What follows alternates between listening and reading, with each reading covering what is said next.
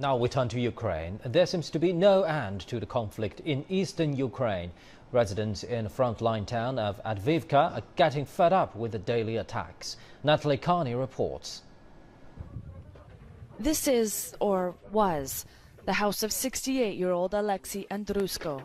His frail hands search through the rubble for anything salvageable. Another deadly night of fighting in Avdiivka has left more Ukrainian soldiers dead and civilian property destroyed. When the first shell started, they landed over there. My wife ran to the basement. She was dressed, I wasn't. While I was getting dressed, another exploded. I was half buried by rubble. I jumped to my feet, quickly put on my shoes and started to move towards the basement. At that moment, the soldiers came asking, "Old man, are you alive?" "Yes, alive. Help me."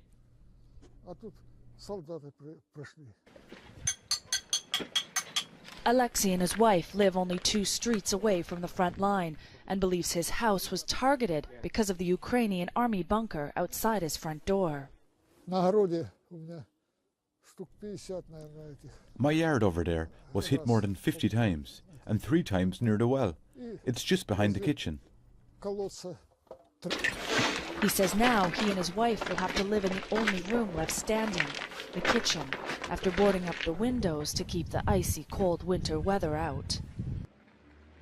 According to local officials in Avdiivka, there are some 7,000 buildings in the town. 900 have been damaged in the 3 years of clashes. This is the result of just an average night of fighting here in eastern Ukraine.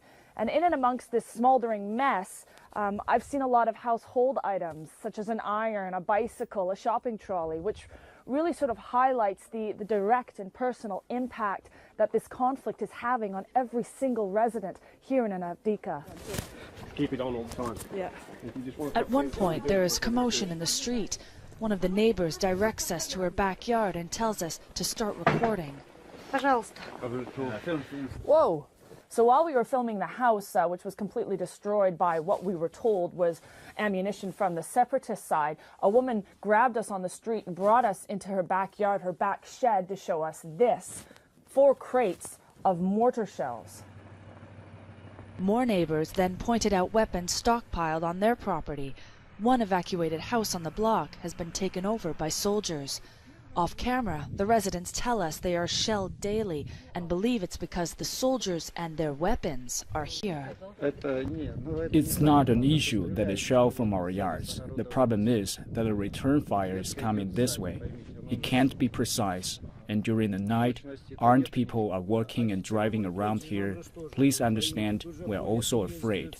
Grenades may fly into the house. Assault rifles are shooting everywhere. Ukrainian soldiers look on. While both warring sides have agreed to withdraw heavy weapons from the front line by Monday, residents of Avdiivka remain skeptical.